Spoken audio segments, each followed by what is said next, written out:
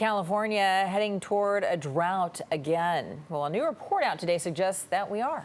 Yeah, very little rain has fallen since the start of the water year on October 1st. As you all know, the federal drought monitor map shows 81% of the state as abnormally dry right now. KPIX5's Wilson Walker with what it will mean if our winter stays dry.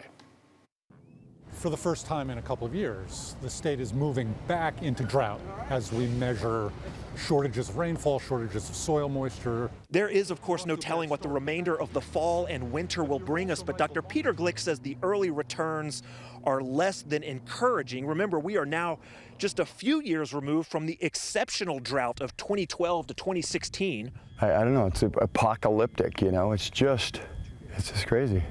But remember, it didn't feel apocalyptic for those first couple of years. Droughts are the slow motion disaster. The state has infrastructure built to handle drought. So people don't really start to see the effects either in their pocketbooks or in the fields of California's agricultural communities for a year or two. Our reservoir's pretty full right now, healthy enough to manage a dry year or more, depending on severity, but there are some drought challenges we do not have a buffer for.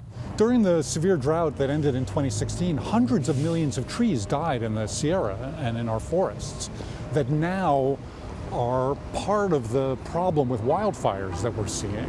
Another ghost of droughts past is groundwater that has certainly not recharged in 3 years. So the question is time and whether this winter or the next or the one after that fit any kind of pattern that can be called normal. The longer term question is, what are the trends for California given now that we're fundamentally changing the climate?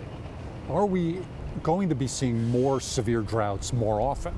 Are we going to be seeing more extreme rainfall events and more flooding more often? That was Wilson Walker reporting.